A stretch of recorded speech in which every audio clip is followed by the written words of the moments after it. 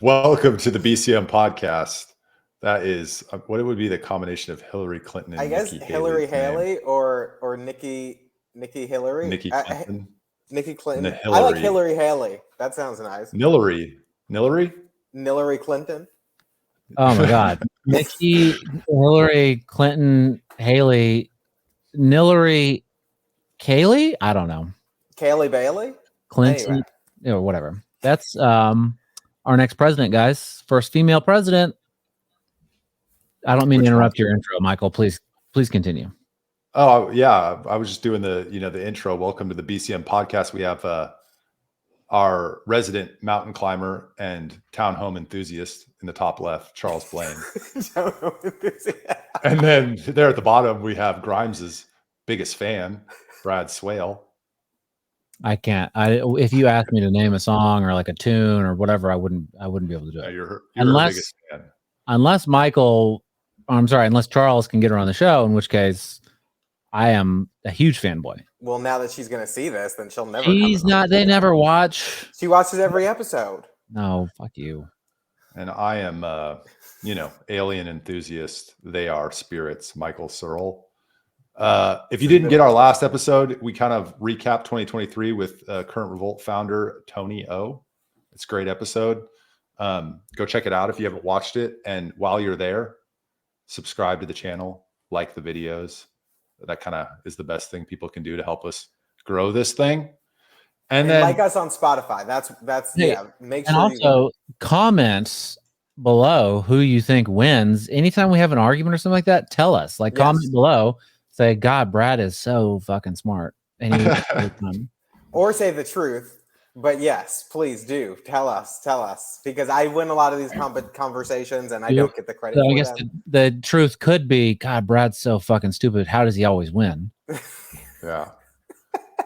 Well, we could do a fun thing where whoever the third party is in the argument could post the argument and then just tell people who won. So in most scenarios, it would be you two arguing. Yeah, I was going to say, you're usually the third. I'll pick the winner. But today we might have a bunch of arguments today, because today we're going to dust off our crystal balls. I thought we did a pretty good job in the Svitek episode. Watch your language. We did a pretty good job in the Svitek episode predicting the future, although that was a little bit easier of a prediction. But we're gonna do our 2024 predictions in this show. Okay. How's that sound? Sounds nerve-wracking. I love it. I can't wait. Ooh, these predictions. We can circle back to this episode, assuming we're all still alive, at the beginning of January 2025. Yeah. And then people can comment below, gosh damn, Brad was right. You know what tomorrow is? It's the 6th? Yes. January 6th. Oh, how are y'all celebrating? Anyway. I'm gonna go golfing tomorrow. Hey, that's what the Patriots want you to do. Okay, so good for you.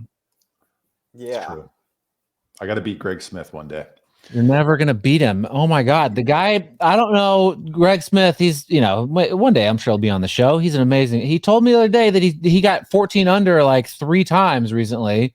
I'm like, why aren't you? That's pro level golf scores. Yeah. He's ridiculous. I played Spanish Oaks with him a couple weeks ago, and he goes up to this drivable par 3 or par 4. So it's like 315 yards. He's like, I'm going to hole in one it. I'm like, no, you're not. Hits this drive. It's just straight at it. He like lands probably 3 feet from the hole and it rolls, and he has a 10-foot putt. It was he's crazy. He's that Greg Smith. He sounds fake with a name like Greg Smith. It could be anybody. He's real. Could be Tiger Woods. He is very real, but he goes by Mule, which I think is maybe more interesting. And I don't know why. We'll find out one day. All right, what's the first prediction? So we're gonna start with Texas, and it's open ended. The questions that we're gonna ask are kind of. Is that rude that I said it doesn't sound real because his name is Greg Smith? No, not rude. Just a very common name. Yeah. I love Greg Smith, by the way. I don't want to, if he listens to this, I don't want him to think that I was trying to be disparaging. I wasn't. Now I feel nervous and bad about it. I don't know Greg Smith. I just know that he clearly is like the Tiger Woods of Austin golf. So Yeah. He told me a funny story or a cool story yesterday that he was Troy Aikman's golf coach. Whoa. Look at that. Well, cool. Yeah. Well, so let's start with the predictions. Texas. who wants to be bold and go first? I mean, are we just like what in Texas? I guess where are we starting with that? We're talking about the price of like Texas medium crude or whatever. Like what about Texas? No, we're talking about politics. So my predictions, I'm not going to go first. One of you two is going to go first, but my predictions are statewide and in specific districts. So okay. So wait. Okay. Frame it for us. The races we're looking at in Texas 2024 are primaries here in March. Yep. I don't know what day, but March 6th or something like that. We're looking at March 5th. We're looking at Texas primaries. On the ballot are obviously all the Texas House races, congressional, presidential, some Texas Senate, I think, right? One Texas Senate. Oh, I'm sorry. The state Senate, there's a third of the seats. Right. Third of the state Senate, one U.S. Senate, and then none of our statewide elected. So that's where we are. Oh, and then locals, but we're not talking about those. So that's where we are. Brad, why don't you kick us off on this one? Oh my God, why do you want to pick on me, huh? So smart. What? I said you're so smart. We want you to go first and pave the way. That's in the show right there. He's gonna clip that one. I know it. So everybody's so reticent to predict the future. Well, I hesitate on specifics for Texas politics because I know I'm up against two juggernauts of Texas politics right here. 1.5. I don't know what that means, but I think the Republicans are going to lose a couple seats. I think they're going to lose a couple seats statewide, like in the Texas legislature. I don't know which ones, but I think all the shenanigans with these extra special sessions and Ken Paxton's impeachment, I don't think Democrats are real happy about that. I don't think Democrats are happy about the abortions or lack thereof. And I think they're going to get fired up about that stuff. And I think Beto O'Rourke did a pretty good job running for governor, firing up those young people to get out there and vote. And I think that there's going to be some momentum there. They want to save their schools. And that's what's going to happen. I think there's going to be some changes. So Brad predicts that the Texas House and the Texas Senate the Democrats are going to gain seats. Yes. In both. Wow. I added that. What do you think, Charles? I don't think that's the case. I don't think this conversation about the pro-life stuff and about the special sessions, because this isn't the first time I'm hearing this, right? That those things are going to cause Republicans to struggle and upcoming Texas Republicans to struggle. Are you calling me basic? No. I'm saying that I don't think I think there are other people who share that opinion. I think that's what I'm saying. And so, but I don't agree. I think ever since Roe v. Wade was overturned, I think a lot of people have overplayed the impact that it has on the election. I do think there are people who are motivated to come out and vote against Republicans because of it. I'm not going to say that they're not, but I just don't think it's as much of a motivator, certainly not anymore as it once was. So I don't think that's going to play a huge role. I think school choice being the driving factor of those special sessions means that the Republicans who are in support of school choice are maybe not safe, but safer. And I don't think there's really backlash from those special sessions because, one, I don't know that the average voter cares. Two, most voters in Texas want school choice. So I think there's a level of justification for why they push forward on these special sessions. However, I will say where I think your argument might make sense is that if some races are lost in a primary, I could see a Democrat picking that up. And one race I'll say, for example, is I think, for instance, House District 138, where it's State Representative Lacey Hall running against, or Jared Woodfill running against State Representative Lacey Hall. It's not a split district anymore. It's a little more Republican than it was the last session prior to redistricting. However, it's still a pretty close district. And I think that someone like Jared Woodfill could potentially lose that in November if he is the nominee. So I think something like that could happen, but I don't think he's going to win that primary. But in the event that he did, I could see that being an uphill battle for Republicans in Harris County to hold on to. So I can see some of that. But I don't think Democrats are going to have the success that you believe. I mean, I wasn't saying like some sort of blue. No, I know. I'm just saying I don't really see very many places, especially not in the Texas Senate, where they're going to pick up seats. I only think that there's a couple of places in the House that they might be. I don't think it's going to be a crimson tide. No. So I pulled out 2 predictions there from Charles. Republicans aren't going to lose any seats in the House or Senate in total, like aggregate number of seats. And Lacey Hull is going to beat Jared Woodfill in 138. Are you saying those are my predictions or yours? Mm-hmm. That's your predictions. Yeah. So we're going to get to our first disagreement here. Okay. And we will get to see who's right instead of someone interpreting who's right. I have Democrats picking up 2 to 4 seats in the Texas House. Oh, we'll get specific. That is very specific. 2 to 4 seats, none in the Texas Senate. They won't pick up any in the Senate. And my good friend, Ellen Troxclair beats Kyle Biederman in HD 19 in the Texas primary. That's Republican primary. And there will definitely be no statewide or whoever's running against Cornyn's the Democrat's not going to win. Cruz. Cruz. So you say 4 seats in the House, 0 in the Senate. 2 to 4. I say 2 to 4. 2 to 4 in the House, 0 in the Senate. I say 0 in the Senate, 0 in the House. Brad says some in the Senate, some in the House. Wait, you don't think Colin Allred's going to, I don't know if he's going to be the nominee. You don't think he's going to beat Cruz? No. What do you think it's going to be? You think it's going to be tight like it was with Beto? Is it going to slide in there tight, or is it going to be a real loose race? More than 7. Cruz is going to win by more than 7 points. I'd agree. Maybe that was kind of shooting from the hip. Maybe I'll drop it down to more than 5, but somewhere around there. I think it's interesting with Cruz. I think a lot of the stuff that people try to tie him to and try to drag him down with, like the Cancun stuff and things like that, I don't think that it matters as much in the end. I don't know. I just don't think it matters that much in the end. And I think the power of incumbency, Republicans in Texas, it being a year where Republicans are going to want to turn out heavily in November, I just don't see. And also, they don't have. I mean, Democrats aren't very enthusiastic about Joe Biden, and so Texas Democrats might be, but they're not like incredibly enthusiastic about it. They're also not. There's nobody else. There's nobody. I mean, there's no governors. There's no statewide race in Texas other than the U.S. Senate race, and I don't know that Democrats are going to be incredibly excited about whoever their candidate is, and so I just don't see it materializing in that way.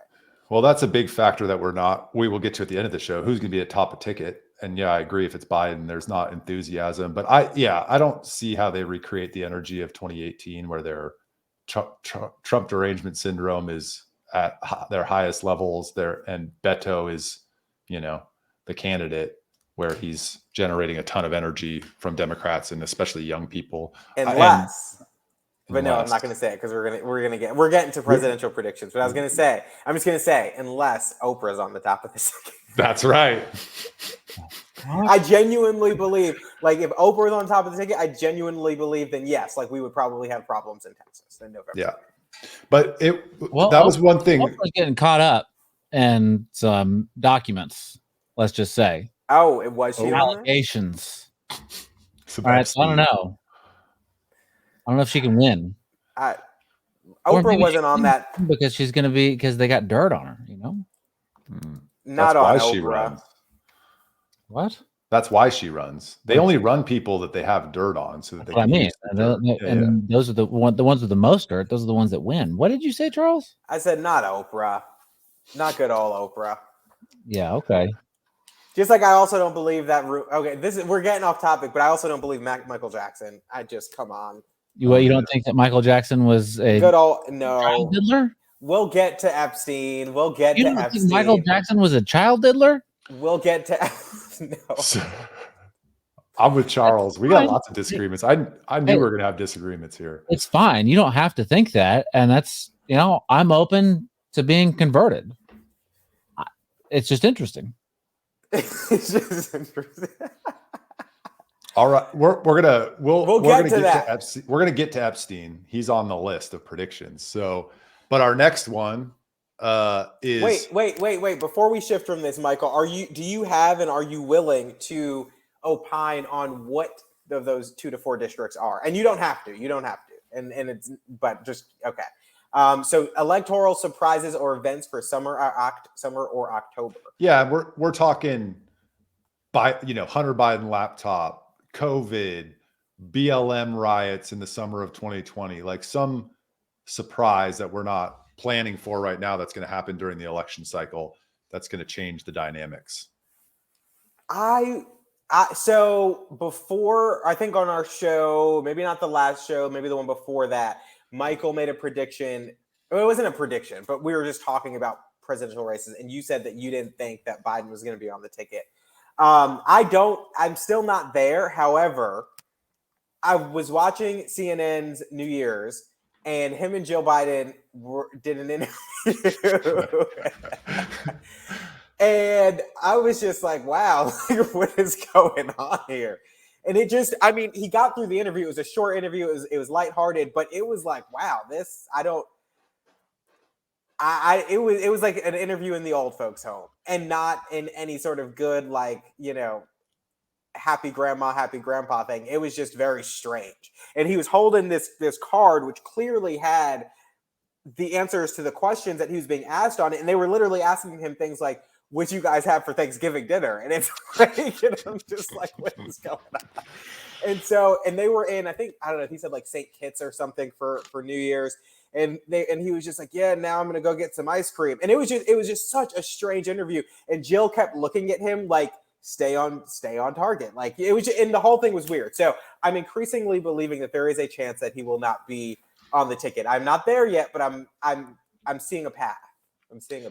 Yeah, I'm going all in on that, and I only have $100 on the line. So why I'm so dedicated to this, and it kind of pigeonholes me, but that's my prediction. Biden. I didn't go as far as to say Biden will die in 2024, although I think the chances of that are not zero. But he's not going to be on the ticket come November, 3rd of 2024. I just don't see how that man can go to a debate, presumably with Trump. Like, there's just no way he could barely do it 4 years ago, and I just don't see it happening now. Given the way you see him in interviews and stuff, there is a serious decline. And I was one of the people who, in the last election, I hated when people were like, "Oh, he's too old. I thought they were being like jerks. But then when he started, like when he came out of hiding after the election, and he was actually in the media all the time, I'm like, wow. There is some serious cognitive decline, and maybe people aren't being just jerks. Like maybe that's an actual issue. So I'm getting there. Brad, You thought people were jerks for saying that he's too old? Not too old, but saying like, oh, he's not all there just because he was old. Because I didn't see it. I was like, I'm looking and I just didn't see the examples of it. Like, sure, is he just generally speaking too old? Sure. But people were like, oh, he's got cognitive decline. He's got dementia. He's got this. He's got that. And I just didn't see it. And I'm like, you guys are just saying that just because he's an old person and that's rude. But then you didn't see it because you were too busy trying to ruin people's neighborhoods. I don't know what I mean. I feel like we've drifted into presidential predictions at this point, and not. This is electoral surprises or events. But okay, so then you got. I think that if that's the electoral surprise or event, all right, Joe Biden's not going to be on the ticket. Fine, but like, how does that happen? Like, that's the event, not who is. Well, we're not saying who is. I don't know. We're talking about what's. We're not talking about whose. I don't know why he won't be on the ticket. I'm guessing just because they're going to determine that he's too old. Predictions are for. My prediction is he won't be on the ticket. I don't know why. I think you guys are not making predictions. Like you're not sticking. What's your prediction, Brad? But you're not sticking to the topic. What's your prediction? We're talking about the what. The what Show us the way. And if we're talking about who's on the ticket, that's a who question, not a what question. I'm fine with my prediction being his sad death in 2024. Okay. If you want the what. Okay. I'd be interested to know if it's how that happens, but you don't have to do that prediction. I don't want the FBI coming. Yeah, we might do we want to end up in jail? Like maybe. What's my prediction for summer 2024. Now, I was, when this topic was sort of, as we were batting topics back and forth, this one came to mind, and I was thinking, well, BLM seems to pop up for presidential elections the summer before. I think that started in 2016. And they've been sort of quiet, naturally, because it's not a presidential election just yet. Antifa was really big last time around, and as well. So, but those two I feel like BLM sort of lost their luster a little bit. They're not quite they don't have the star power, the shiny new thing. Just that's gone, I think. Right? They bought a bunch of mansions, and they're generally, I don't think they're very much liked and supported anymore. And I think Antifa, maybe they've ran their course too a little bit. So I think what's going to happen this time around, there's going to be some violence in the streets, and I think it's going to be the pro-Palestinians. Now, I don't know who that's going to help and how, right? But I think that's what's going to happen. I think there's going to be some pro-Palestinian riots, anti-Israel riots. I don't know. And that's going to be sort of the foot soldiers. And then I think that the right wing are going to come out like Proud Boy style, right? They're going to have the counter protests, and that's going to be the physical, battle in the streets. I think that's an interesting prediction, and I don't necessarily disagree because of the way that the pro-Palestine protesters have been really active in city halls and stuff. Like I know that here in Houston, every single week, for the past maybe 6 weeks, they've had a hard time getting through city council meetings because not only are they protesting inside city council chambers, they're protesting outside city council chambers. They're so loud, you can literally hear the protests from outside inside, that they've got to threaten them with clearing the chamber because of how loud it is. And they've increasingly got more hostile in terms of how they're approaching the council members when they're testifying, saying that they don't care and that they hate, Palestinians and they're war criminals and all this other so I can see it getting more and more and more elevated. And so if that's just happening there, then I can only imagine what could come from that. So I could see your prediction coming to fruition. I think clearing the chamber is a pretty good euphemism, by the way. And that also predicts something. That also predicts something else, Brad, which is that there's an escalation. In the war? Mm-hmm. I don't think that's necessary, but sure. Okay.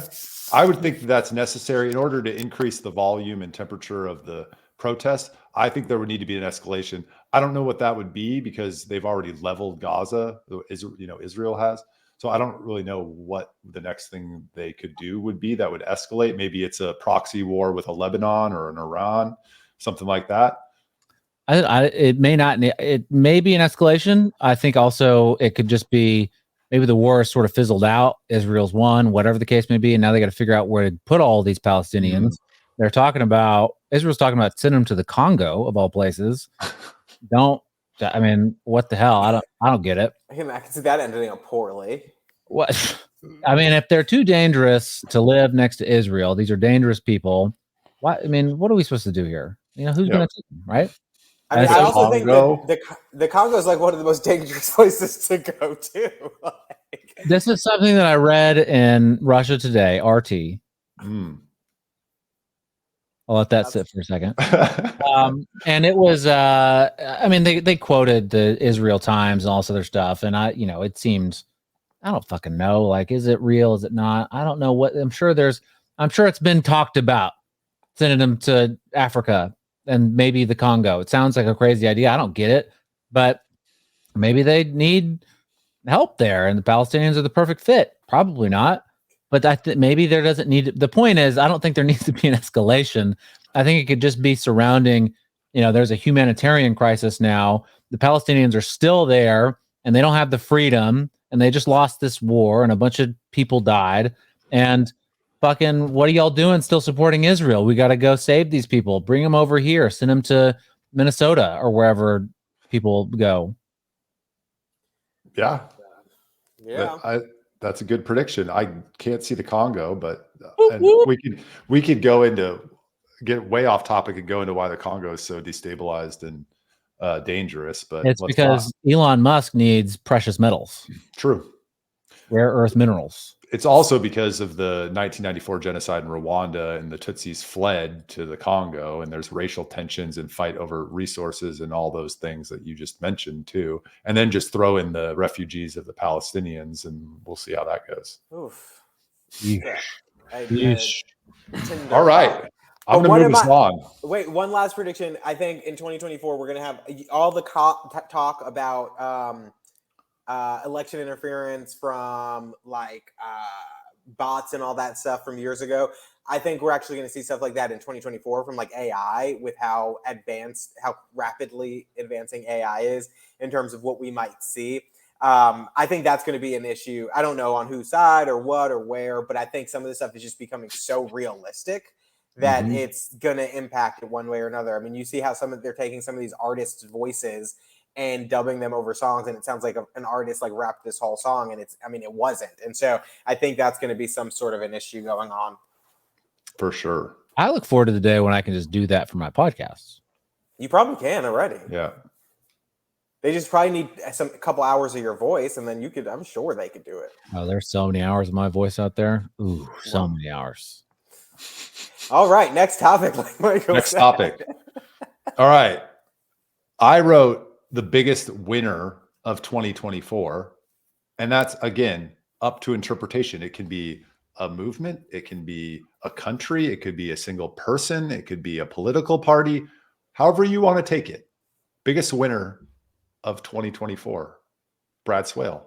Oh, fuck. Brad Swail's the biggest winner of 2024. Please talk about the biggest loser. I'm kidding. I'm totally kidding. You're personal now.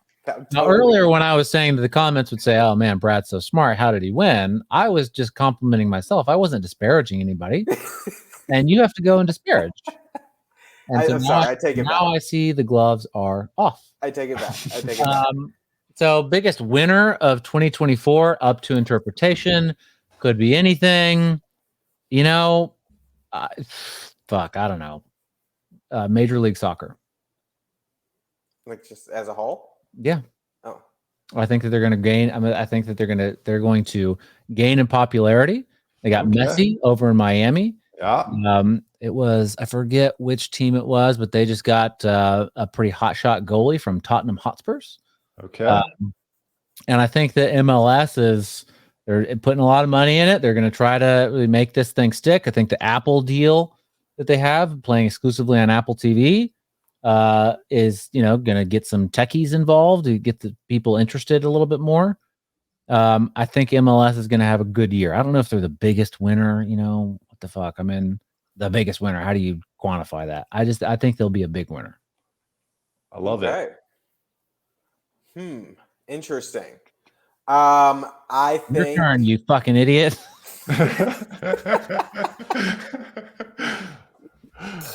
Good thing we don't do this like in a studio. You guys would be at fisticuffs.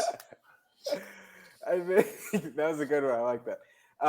I think the biggest I think it's going to depend, right? So I think the biggest winner or loser is probably going to be Trump, because he's got 96 charges he's up for, like that are many of which might be decided this year. And so presumably if he wins, I don't, if you were able to beat those charges, I would give you a medal for being the biggest winner. Now, if he loses, I wouldn't call him the biggest loser, because I think the odds are stacked against him with 90. I think it's 96. I don't remember how many charges it has, but 96 charges. So I would probably say, pending the outcome, Donald Trump could be the biggest winner. I also think you can't do that. You can't say pending further information. Well, how can I make a biggest winner prediction? That doesn't make any sense. What if no one watches soccer this year? Then guess what? My prediction was no good. But I don't say, well, I mean, pending massive turnout to every single MLS game and everyone watching it. Fine. All right. I will. You gotta take a side, Charles. All right. He's either gonna win or lose. I think he'll win. One way or the other. I think whether it's he beats the charges, he wins and pardons his whatever it is. However he does it, I think he's going to beat these charges. And so I'm going to say he's probably going to be the biggest winner of the year. Biggest winner, Donald Trump. And Brad Swail has MLS soccer. Michael Searle is going with Michael Saylor is going to be the biggest winner of 2024. Who is Michael Saylor? Michael Saylor is the CEO of MicroStrategy and the largest holder of Bitcoin in the world. He's already worth $2.5 billion. He's going to break into the top 10 of richest men in the world when Bitcoin surpasses $100,000 a coin this year in 2020. Wait, so you think, how much is Bitcoin today? 43,000. Yeah. So, and you think it's going to surpass 1,000? I saw some update about 100,000. Bitcoin yesterday. Yeah. I don't know what it said. 100,000 is a conservative estimate, but it will surpass 100,000, and Michael Saylor will be proven correct. So what you're saying is we should buy Bitcoin. I should buy Bitcoin. If you don't already have it, I do. Yeah, you definitely should. You know what? It's quick side note. Back in 2010, is he shaking his head because I don't have Bitcoin, or that because I'm entertaining? He hates Bitcoin. Oh, okay. Makes sense. Of course. He hates Bitcoin. He hates affordable housing. He hates kids laughing. He hates. He's an 80-year-old in a 39-year-old's body. He hates ATMs. He has to go to the teller. Listen, I do enjoy speaking with tellers, but I am 38. 1, 2. You're just trying to turn the forever online Bitcoiners in the comments against me, and that is not fair. Not fair. I never said that I hate Bitcoin. It's strategy. You were shaking your head. My quick story is that in 2010, when I used to go to a lot of music festivals, I had an extra ticket once, and I sold it to this kid, and he gave me 2 Bitcoin for it. And Bitcoin wasn't worth. It might not have been 2010. I can't remember what year it was, but it wasn't worth like anything at the point. But he's like, it will be. And so he gave it because he didn't have any cash. A couple months later, he had cash. He's like, hey, can I just give you the face value of that ticket and give you my Bitcoin back? I'm like, sure, whatever. I don't even know what this is. Gave it back to him. Missed that boat. I have one of my friends back in 2013, 2014. He worked in a restaurant, and he's like, dude, you got to buy this Bitcoin thing. And he started buying a bunch of it. It was like $100 a coin or something. He's now a multi-whatever millionaire and living on a ranch in New Mexico and doesn't work, from a restaurant waiter to that. That's amazing. And I didn't buy any. Bitcoin, the American dream. I have in recent cycles, but not that early. GameStop stock. That's what we need to be investing in this year. Coming back. All right. Well, all right. Should I add internet kill switch to my predictions? I'd love it. If you predict it. So, biggest winner. Now we have to do biggest loser. Same context. I'll go first. I have 3. 3 biggest losers? Yeah. Or defeats the purpose? That's fine. One actually might be the biggest loser of 2023. I went back and forth about this. So my list is Benjamin Netanyahu. He's gonna be the biggest loser? Yes. Interesting. Volodymyr Zelensky. Okay. He's the one that's like, he might be the biggest loser already. And the third, the Bidens. Oh.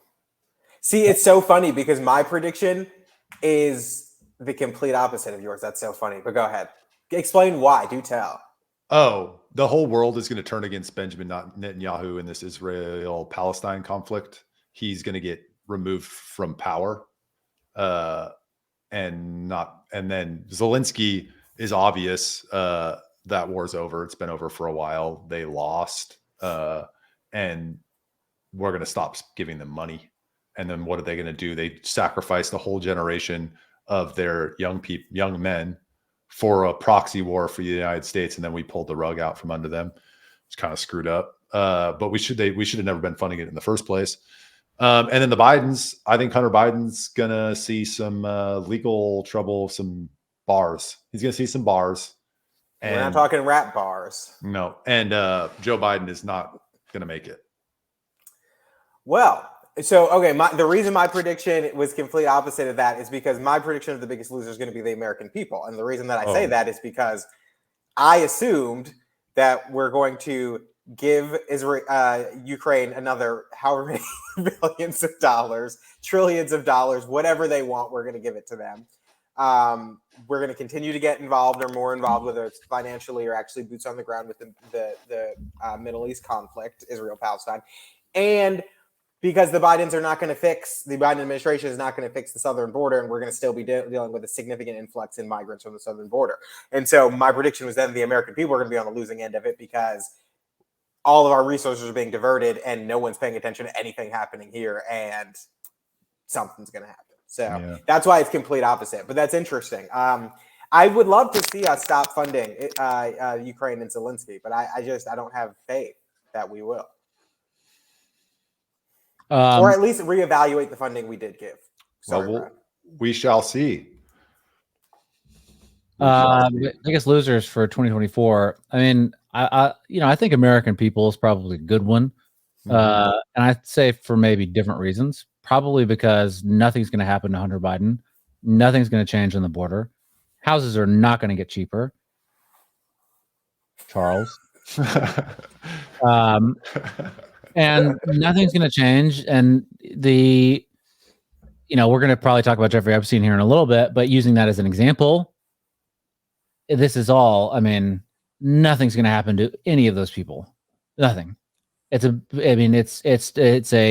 demoralization technique or something. Nothing's going to fucking happen. American people are going to keep fighting against each other. And they're going to say, your side's wrong, and they did it, and it was your side, and all this other bullshit. All the while, Nancy Pelosi, that eye patch guy in Houston, Congressman Dan Crenshaw. I wasn't trying to be disparaging. No, I know. You just couldn't remember his name. I was just... Yes, that's the easiest way to describe him. People like that, they're going to keep getting rich off their insider trading, and nothing's going to fucking happen to any of them. They're all crooks. And it's just going to be American people are going to keep this downward spiral. Nicole Malia stock tips, as George Santos said. I think George Santos may be the biggest winner of 2023. Probably. The biggest winner? Yeah, probably. Fuck that guy. He's, they kick out some sassy gay man and he goes on the circuit and starts talking shit. And he made a bunch of money from that app that you Cameo. Cameo. Yeah, apparently he's made a ton of money from it, more money than he made in Congress. So and more money than he stole from his campaign. So he's doing well, I guess. You guys are probably right, though. It's depressing. The American people. I thought about that, but I didn't decide. I didn't choose that. Although I do think we're going to lose again. But that just depresses me. But you might be right. But that brings us to our next topic, which I wrote as, who is the next Epstein associate that is going to get charged? Oh, none of them. Really? Zero. The craziest one is Stephen Hawking, and he's dead, so he can't get charged. True. I hate I hate the memes I've been seeing of Stephen Hawking on Twitter and stuff. Why do you hate a good time, Charles? I love them, but it's just too much. But we do have sound surrounding Epstein. Should we listen? Yes. And we're not done with Jeffrey Epstein. I can tell you that for a fact. Can't tell you how I know, but I can tell you for a fact we're going to hear a lot more about Jeffrey Epstein in the coming year. And you may be even hearing from him directly. More on that as I'm allowed to tell you. Look at this. This is all right. So we're going to get some video of Jeffrey Epstein talking about somebody or something or whatever. And everyone's so excited. Oh, we got some papers from Jeffrey Epstein. We got a bunch of names and it's all official. And finally they unsealed some stuff. And just watch. Nothing's going to happen. Nothing. We're all going to be so focused on it. And it's fun. It's great content for this. And it's great conversation with friends. And we get to say, see, Bill Clinton's a fucking nutcase. Right? And everyone says, no, Trump's a nutcase. And it doesn't, the American people are going to live. Watch. Sorry. watch what the media is doing, and it's. I mean, if you can't see the media bias with this Epstein document dump, I don't know what to tell you. I mean, open your eyes and ears. Bill Clinton is mentioned 50 plus times in this by a woman that was sex trafficked by Jeffrey Epstein, and the media is saying now this doesn't suggest that he did anything wrong. That's exactly what this does. It under no other way to read this except it suggests he did something wrong. Plus all of his, previous proclivities that we all know about. It seems most likely that something bad happened. And yet they all points to, well, Trump is also mentioned. Look, Trump has a fucked up life, I'm sure, does crazy stuff. He's probably, I hear that he's nice, but I'm sure, he's a billionaire. He grabs him by the pussy. All right, fine. So maybe he grabs some people by the pussy. And if he was, but in these documents, he's the only one that said that they're saying like, no, we didn't see him anywhere. He was, he banned Jeffrey Epstein from Mar-a-Lago. He was willing to testify and was very helpful, out there. And they're saying, well, but they don't try to protect Trump. They're just protecting Bill Clinton. And people don't see it. It's the media. It's the same thing with that Amy Robach video clip from years ago where she was saying she had all this information. I know we all saw it. Everybody saw it. Where they're on hot mic on ABC, and she's like, "We had this, and we were told not to run it because of the royal family, and they were coming here next week." It's it's the same stuff, and I agree. Yes, I mean, you're on this list 50 plus times, 40 plus times. It probably does mean that you're implicated in something. I mean, I think that's true for everyone on there except Michael Jackson. And when you look at all the people that are in this, I mean, there are people have had these questions about or have had some sort of stuff like that about for a long time. So I don't disagree. But I also hate this Megyn Kelly thing because it's the same thing Tucker Carlson does, which is I got all this information. I just can't tell you. You'll just wait for it. It's I can't stand that. I can't stand that. How do I have to be the optimist all the time? Okay. So a couple things. One, what I like to do with this story is remove the names when I'm telling it to myself. Every night when he goes to bed, he tells himself the same. This story should be above the fold every day until we get to the bottom of it. Yes. In terms of the news content, obviously we're getting biased coverage. Obviously the media is ignoring it. I got in this Twitter fight with what's the Washington Post writer that lives here in Austin, Brad? What was your question? Nina. Who? What's the writer? I'm sorry. She writes for the Washington Post, and she lives in Austin. She's an urbanist. Gosh, oh God, I try to ignore those people. Nina Satiha. I don't know how to pronounce her name. Okay. Anyways, she argued with me that they would get covered, and I was like, no, there's no way they're going to cover it. Anyways, I like to remove the names because the magnitude of this story is so massive. And I like how Eric Weinstein describes it. He's like, we tripped over something. We accidentally fell into a doorway that was open and we got a view of what was going on behind the scenes. And they're trying to shut the door on us. But here's my prediction on Epstein. I think the story is too big. I'm going to take my optimistic view. I wrote none, but I'm going to change my prediction right here because you guys both said none. The story is so big and has so much interest that somebody has to go down, or somebody has to go down, other than Blain and Jeffrey, who was killed in his cell. I'm going to predict Prince Andrew gets charged in the United States for his involvement with the Epstein thing. There was a settlement with him between him and Virginia Giuffre. What I'm saying is there will be criminal charges brought against Prince Andrew in the United States. He's protected from being diplomatic immunity. Probably. He has diplomatic immunity, so he won't be sent over here and tried. But they will charge him because they have to do something, and they can't. The only person in jail cannot be a woman. I agree that they got to do something, but I mean, Prince Andrew, I don't think is the one they're going to do it to. That's like an international event that we're charging a member of the royal family. I think that could, I think that has long-lasting consequences. Not that I'm saying not that I'm saying they shouldn't do it for these reasons. Like, go for it. If he did stuff, he should be charged. But I think they're looking at this through a political lens, the same way ABC was. Like, oh, we've got Meghan and Harry coming here next week. We can't run this story. I think they're going to be looking at this on an international scale, saying we can't charge a prince of not even just a prince, but a prince of the British royal family. Like, I feel like they're not going to do that. Maybe. I mean, that would be crazy, and there would be no way that you cannot report that if we charge a prince, the brother of the sitting king. There's no way you cannot report that. No way. Not happening. There's zero. All right. There's less than zero chance. He's probably more likely to become king. We shall see.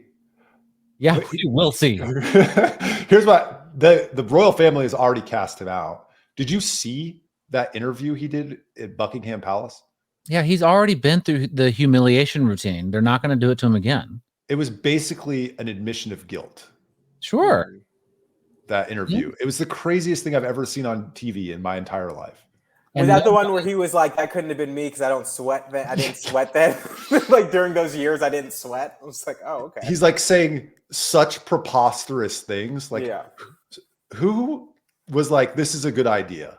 Go. Yeah. So to me, it says that he was put out there as a hostage. Like, you have to go. Yes, it's the humiliation routine of probably whatever secret society that they're all in, right? It's not. He's already been through it. If it's going to be anybody, it's going to be somebody else. And I mean, 10-1 odds, it's going to be nobody. Well, okay. So now that I think through this a little more, I can see why Michael's position might make sense. Because one, the British royal family is only the entire role of the family is to protect the sitting monarch. And so the fact that he is like the brother of the sitting monarch, he doesn't matter. And so he could be someone that they throw to the wolves simply because he does not matter. And because all this stuff is out there anyway, the same way that they kind of did to Harry, the same way they did to the Queen's uncle. Like, they've done this to like family members before where they've cast them out and let them just throw them to the wolves. So I could see that. And the fact that they've all got like dueling press offices that make each individual one try to look as stellar as they can. So if this has any implication towards the overall family or the longevity of the family, I can very easily see them throwing him to the Sharks to protect the rest of them. Nothing's going to happen. And then like with a wink and a nod being like, yep, well, go ahead, do what you got to do. Nothing's going to happen. The intelligence agencies behind all of this aren't going to let it happen. So, sorry. Let what happen? Let the prince be charged, or let him talk about? Let anything happen to anybody, because then someone talks. Well, Ghislaine Maxwell's in jail. Epstein was for what? What is she in jail for? Trafficking people to no one. Exactly. To no one. To zero people. I don't disagree with your criticism. I'm going out on a limb, and I'm saying if someone is going to be charged, which I wrote in my notes, none. But if I had to go with one, I'm going with Prince Andrew for a number of reasons. And I'm going to stick by that prediction. He will be charged. And you might be right, but I might be right. Sure. Yes, absolutely. If I'm wrong, I'm wrong. I don't care. Like, I'm happy to be wrong. It doesn't bother me at all. It just so rarely happens. It's almost like a novelty, you know?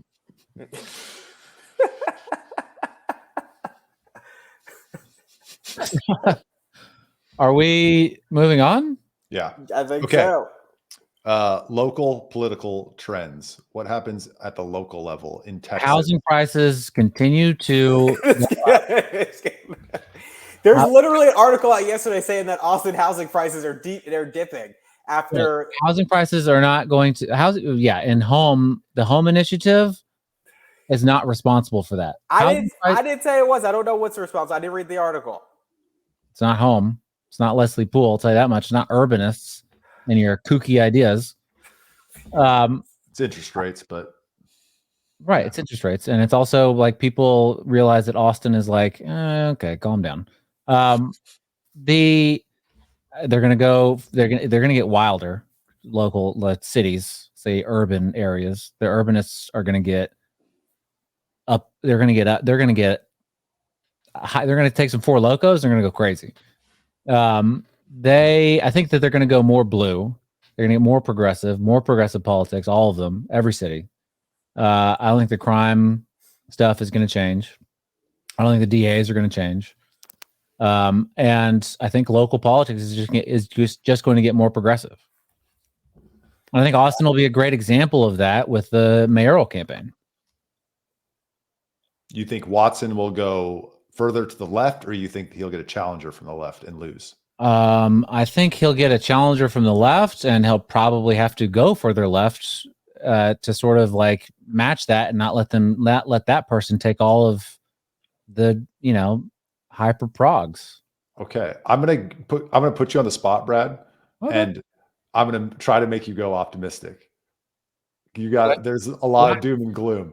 I'm sorry. I don't mean I actually love I'm not an unhappy person. I'm very optimistic generally, and I don't lose any sleep over any of this stuff. I promise. Does Mackenzie Kelly win her re-election campaign? That's an interesting question. And I think the answer is yes, because Mackenzie Kelly is often cited in local Austin papers and internet news blogs, wink, wink, about how she's like, hyper conservative and MAGA and all this other bullshit, which she, I don't know. Is she probably going to vote for Donald Trump? Who's on the ticket? Probably, I guess. I don't know for sure. But she's actually really, from what I can see and from people that I've talked to, like really good about representing and helping her constituents. And the worst thing that she does is maybe like abstain or vote no on something that is going to pass anyway. Right. So I don't think that she stood in the way of anything good happening, good, however you want to define that, good happening in her district. So I think that she has a good launch point, and the person that that's running against her kind of like really wants to play that, like she's a, deep red hick Republican, fuck that bitch. Right. I didn't expect that. Yeah, she's going to say that she's a MAGA Republican and she's, not standing up for women's right to choose and all whatever the hot button topics are, for sure. So I think that she has a very good chance to win. And I don't know that this, the other lady is not. I mean, I guess I haven't seen her in action just yet. I don't even remember her name, but I haven't seen her in action just yet. She doesn't. First impressions, judging a book by its cover, doesn't look like she's some sort of, political magician, right? She's not a Greg Kassar. So, yeah, I mean, I'm mostly aligned with you. I think that and you're going to love this, Brad, that the progressive Yimbys are going to win the day, at least in Austin. I think the trends nationally, we moderated a bit, but in 24 in a presidential turnout, I think progressives win. I think locally, 7 goes Yimby, 10 likely goes Yimby. Mackenzie's, I'm not sure what's going to happen there, but yeah. So you're talking about Austin. So I was just saying, I didn't even think about Austin. I don't know who's going to win. Well, Mike Siegel's going to win District 7. You think Mike Siegel, the communist, is going to win? Yeah. Okay. Interesting. What do you got going what do you got for local politics, Charles? Well, nothing's happening here because we're done, That's thankfully. true. But I disagree that I think that cities are going to continue to trend progressive. I feel as though we've gotten to a point where you can in many major cities that you can't go any farther, like without the general public now taking issue with the progressive bent. Like I think you have this range similarly to how they talk about conservative legislatures, where you can get to a point where it's okay, and then you cross over where the general public starts taking notice. I think you're seeing that on the left in some cities.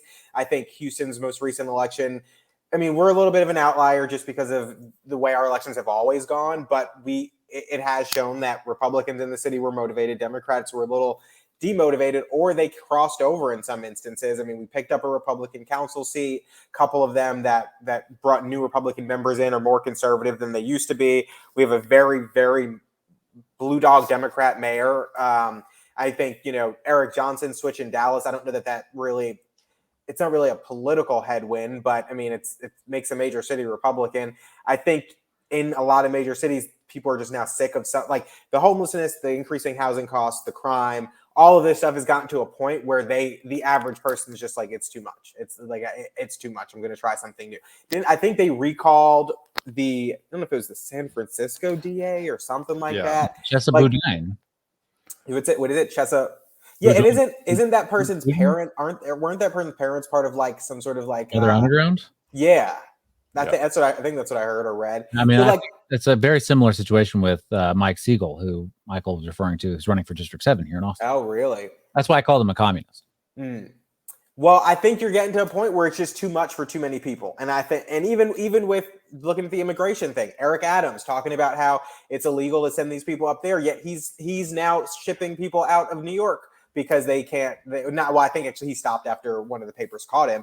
But you're seeing this problem, like all these Democratic mayors in Chicago, New York, LA are now complaining that the Biden administration hasn't addressed the border issue because now they're dealing with it. So I think it's becoming such a problem, everything from border to homelessness to crime, that they can't ignore it. And if they can't ignore it, these Democratic elected officials and the general public can't ignore it. And I think you're going to start to see maybe not a switch, but at least kind of this growth to the left slowed down. So I don't know that it's going to be a win for progressive. Let me tell you why I think you're right and wrong. Do tell. I think you're right. People are fed up with you use the example of the homeless and the border. People are fed up, and Eric Adams, Brandon Johnson, whoever the mayor of Denver is. I know he's upset too, but who cares what that guy's name is? They're all talking, something's got to happen. Biden, what are you doing? You got to fix this. But their solutions are not fixing it. Their solutions are just like, let's process them faster. Right. And then in the homeless situation, it's not going to be like, let's fix the homeless problem, get these people the help they need. It's going to be, let's buy some more hotels. Let's provide a roof over their head. Right. So it'll be less of like, all right, you guys can camp and do whatever the fuck you want and like sell drugs and, human traffic under the bridge. But we're going to spend a bunch of money and we're going to do the compassionate, progressive thing of buying you a home or, a hotel room or whatever the hell. And so I think it's just going to be progressive in a different way, just maybe not right in your face. Interesting. Yeah. I would also add that a lot of the recoil away from progressives was the result of macro factors, the COVID lockdowns, the resulting inflation from all the money they spent, the crime due to people losing their increases in crime due to economic consequences, people losing their jobs during COVID. The economy is smoothing out. So I think the trend towards progressives will restart. Well, all right. Aren't I an idiot? Charles, I think that you're correct. I think that I think the progressives are just going to change their tactics a little bit. That's it. Yeah. All right, we're coming on an hour, so I'm going to skip one topic, or we're going to go to the big kahuna. Which one are you skipping? Whatever the next one was. Unless you want to go through it real quick. Non-political revelation, biggest non-political revelation of 2024. Yeah. Aliens are going to come on April 8th. That's the day that the what is it? The solar eclipse, the total solar eclipse. It's going to be April 8th. I thought it was the day that the constellation of Leo lines up with the Sphinx. That's in like, keep your astrology shit out of the show. All right, young lady. Aliens are already here in Miami anyways. Yeah. Well, not just in Miami. They're singing Bienvenido y Miami with Will Smith out there.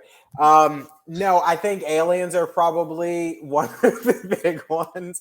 I think we're probably going to find out a lot more about the alien situation, which I think is important. And I do think we're going to see a lot more of kind of a rewriting of human history in terms of the stuff that people are finding in places, whether that's fossil history or the archaeological stuff that we're finding. I think more you have these not rogue, but I guess pedestrian folks out there who are looking at this stuff now and are finding things. And I think we're going to start seeing a lot more of that. That's going to shake some stuff up.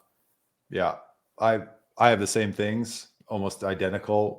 There's a tipping point that's going to happen on the dawn of human civilization, whether it was 6,000 years ago or further back. And the alien thing, I think we've already hit a tipping point, but those investigations and reporting is going to keep going forward. They're going to keep pulling the veil back. A lot of people are going to still say it's bullshit and you're a conspiracy theorist, but at some point we'll have reached a tipping point. 74% of Americans already believe aliens are here. So I added one that's kind of out of left field. The FDA will approve either psychedelics or MDMA for medical trials in 2024. Interesting. It could be true. Didn't they? I start seeing all these ads for ketamine therapy. So like, we're probably on the cusp of going down. I mean, I agree with Michael. I think that's going to happen. I just wonder if it's going to happen in 2024. But I hope it does. I think maybe psychedelics in 2024. MDMA. Well, wasn't MDMA once regulated for mental health? That's what it was created for. It's created for raves. So it's probably easier to go back to that than it is for psychedelics. Oh, Michael. Yes. No, we used it for raves, but it was created in the 1960s. I'm joking. No, it wasn't created for therapists and psychologists to get people to tear down their layers and barriers to sharing information, which it does. You know? Say that again. I've just heard. I'm not implying, right. anything. Yeah, I've never taken it. Liar. So number 7 is presidential predictions and Congress. Who wants to go first? Well, actually, it's not number 7. I'm looking at your numbers as 3B, so that's technically number 8. Yeah, it's the big kahuna. We're to the end of the show. We're going to predict who is going to be the president in January of 2025. Can I just let's just look at our next president? Can we do that? Yes, please. But let's keep in mind, these people that are wanting to come here, they want to come for a better life too. They have kids too. They have a heart too. So we don't need to be disrespectful. We don't need to talk about them as criminals. They're not. They're families that want a better life, and they're desperate to get here. Wait, one more. Slavery right off the bat. But if you grow up in South Carolina, literally in 2nd and 3rd grade, you learn about slavery. You grow up and you have, I had black friends growing up. It is So, yeah. That lady's not going to be president. That's your next president. Is that your prediction? I think Nikki Haley. That's your next president, dude. Get ready.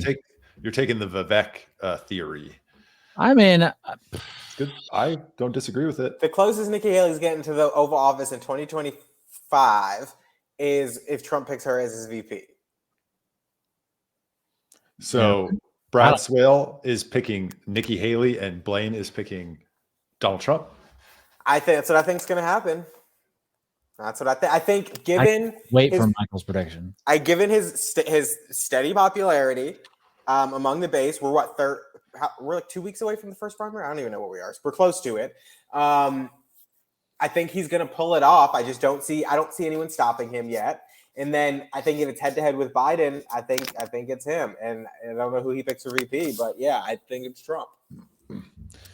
For this, Michael. I agree with that. Michelle Obama or something. Everything he just said, I agree with.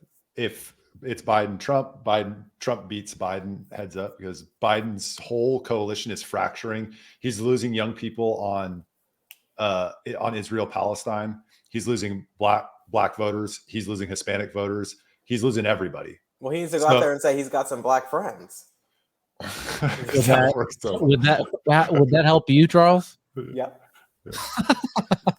So in that scenario, Trump wins, but Trump is an existential threat. They're trying to put him in jail. That you don't think that they won't go even further? I'm sure they wouldn't mind killing him or assassinating him. I'm not saying FBI that I want that to happen. Don't come knocking on my door. But it seems like some people want that to happen, namely, the left. So you'll agree that they will go to any length to make sure Trump is not elected. So they can steal the election, or they can bring a unifier, somebody who unify the country. Michelle Obama is my not pick. going to be Michelle Obama. Oh my God. I agree. I think again, it's back to our you do not agree that Michelle Obama is going to be the president. Yes. No. I don't agree that she's going to be the president, but I agree that if they want to do whatever it takes to win, and they are going to kind of suspend all reality to do so, they would put someone like a Michelle Obama or an Oprah as the nominee. But yeah, They can't do Kamala. They're not doing Joe Biden. Gavin Newsom's probably not ready for it. Eric Adams, no. Kathy Hochul, no. The lady in Michigan, no. Like who do they got? Who do they got? And you can't pass up Kamala with a white man from California. So Not going to be Michelle Obama. You're a nut job. I am that. Absolutely. It's Nikki Haley. It's as crazy to say that Nikki Haley is going to be president as Michelle Obama is going to be Nikki Haley is actually running for president. How does she win the primary? I don't fucking know. It's like it's the first election. Oh, Iowa's in like 2 weeks. Yeah. And she's not winning her home state either, I don't think. South Carolina. So I don't see how she pulls that off. Look, I don't know. She's a witch. All right. She's got magic.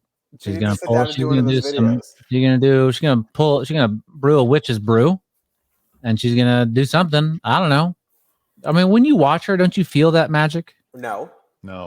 Man, I feel the magic of Lockheed Martin and Raytheon. That's what I feel. Yeah, Lockheed Martin and Raytheon, they're investors. You know, they got to make some money in 2024. All right. Listen, if they want to sponsor the show, I'll be glad to say that Nikki Haley is going to be the president. Oh, you guys didn't get that email? That's why I'm saying it. Oh, dang. So we got a Nikki Haley and a Donald Trump and a Michelle Obama. It's gonna end up being Joe Biden. Probably is. You guys got anything for Congress or the Senate that you want to mention? I think Ted Cruz is gonna win handily. I don't know. That's all I got. Republicans take West Virginia. The Senate without a Michelle Obama, I think the Senate stays. Without her and the Trump scenario that Charles laid out, Republicans take the Senate, Democrats take the House. I got nothing. I think maybe the part that Matt Gaetz rears his head again, and then we knock out Mike Johnson and get another speaker. I would not be surprised if we did that happen again. Can we please do that? Let's get started. I think the Senate and the House are going to be basically the same. Like I don't know that some people may win or lose, but I think the numbers are going to be basically the same. Fair. Yeah. Well, I guess we'll have to wait and see. Somebody's going to be proven right or wrong on all these topics. I mean, I'll probably be proven right on most, but I guess we'll see. Except for your Michael Jackson comments, you freak. I'm with him. Just listen to his speech about Sony on stage. Michael Jackson did a speech about Sony, the entertainment company, right before all this stuff. Maybe happened. You should listen to Macaulay Culkin about how he stayed at Neverland Ranch and slept in his bed. Michael, wait, you said you're with who on Michael Jackson? Me or Brad? Charles. Oh, good. Yes, because you're right. We're right. Macaulay Culkin, he said they slept in the same bed. He didn't say he did anything to him. Michael Jackson was he was weird, but he was like a giant kid because when he was young, they made him be an adult and he never had a childhood. Sure. All that's fair. And, I'm sure people that experience trauma in their childhood, oftentimes, a lot of child molesters probably experience trauma in their childhood. I would say that's probably true. And if you're sleeping in a bed with children, yes, it's weird. Nothing happened. I swear, officer. I knew she was 12, but nothing happened. I'm just saying that typically it's like, I didn't know she was 12. She said she was 18, right? Okay. That's the right. He should not have been sleeping in bedrooms with children. Why? Why should he not? Yeah, why? Because it's inappropriate. Why is it okay? Why is it inappropriate? Why do you think that bothers people? Because he's not their guardian and he's a grown man. Yes. Okay. And why does that bother people? Why does it bother people that a grown man who's not their guardian, not related to them, is sleeping in a bed with children? Because of what that person could potentially do to children. And why do you think people think that could happen? Because it happens. Exactly. Because if you're sleeping in beds with children that aren't yours, it's weird. Something fucked up is happening. I mean, but Not every time. There are instances in which people sleep in bed with children that aren't theirs. This is a weird conversation. Sure, I guess I can But imagine yes, a scenario I can, like if I'm on a camping trip with like friends and and their kids come along too, and maybe there's a scenario where someone else's kid is asleep in like another dad's bed, and like the dad's like, all right, fuck, I'm just gonna go sleep in that bed, like whatever, and that's like not no one's gonna say like, oh, that's fucking weird, right, but right. that's not what we're talking about. Correct. That is not what we're talking about. It was weird. I'm not saying it wasn't weird. I just don't think Michael Jackson actually did anything. I think because of his mind being stuck in that childlike state, I don't think he saw it as weird. And I think that's the situation. Is he's like, oh, I'm just a big kid. But yes, it was strange. It was weird. He should not have done it. Someone should have stopped him. That's interesting. I mean, I'm not saying it's impossible. I'm just saying. Here's somebody who did do it. Jeffrey Epstein, Bill Richardson, Bill Clinton, and those guys. Stephen Hawking. Well, I don't know about that one, but whatever. What's wrong with them? A lot. What is wrong with them? Now, if you go with the idea that Jeffrey Epstein was a intelligence asset of 3 different countries, that he was there to create honeypots for these people. Hey, come to my island. We're gonna party. We're gonna have some fun, or come to my New Mexico ranch, or whatever, my house in Paris. Have some fun. There's gonna be some pretty girls there, and he never says to these people, "Hey, these girls are actually, underage," right? And he gets them there, and then he never tells them that they're, I guess Virginia Gilf, what's her name, whatever. She was 17. Like, I could imagine a scenario where a 17-year-old looks like she's 19, and you trust Jeffrey Epstein or whatever. I think that could happen to some of these people, but people like Bill Clinton, who, after the fact, or Bill Gates after the fact, where he's already been charged with this stuff, and it's like sort of known. And I think people know this about him in that circle, like, oh, he's kind of fucked up, and he, diddles children, like small girls, likes them young. That those people, after they find out, are going, well, those people are just fucked up. But I think some other people they get caught up in the mix, and they're like, all right, whatever you want me to do. I didn't know. You told me something else. No, is that weird?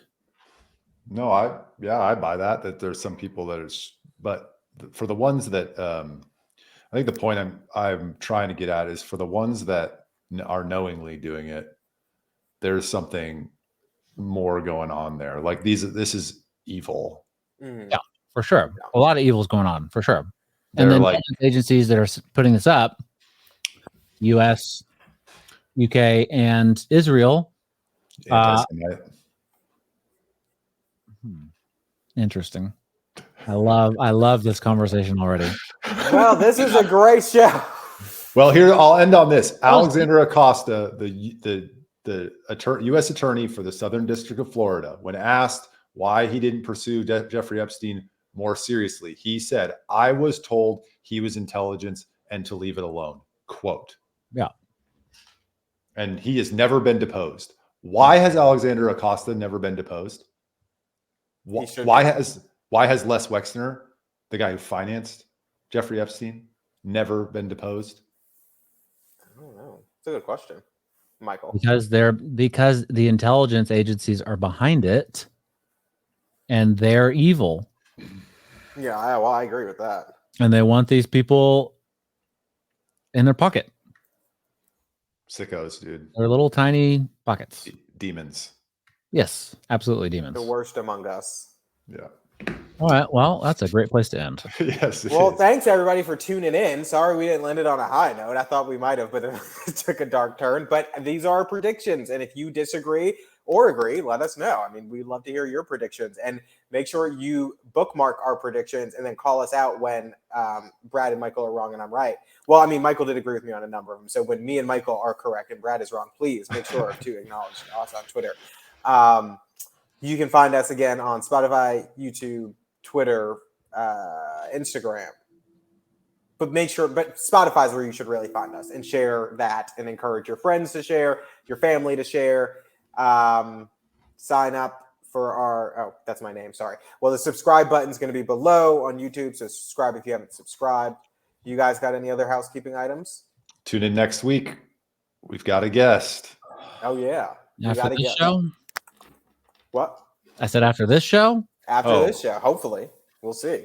We're asking him about Epstein. Oh, and based on this guest's tweet about Epstein, I think he might have a thing or two to say. So, Yeah. All right, guys. Thank you very much. Thank Tune you. in. Next time. Brad Swail, Michael Searle, Charles Blain. See you guys. See you next time.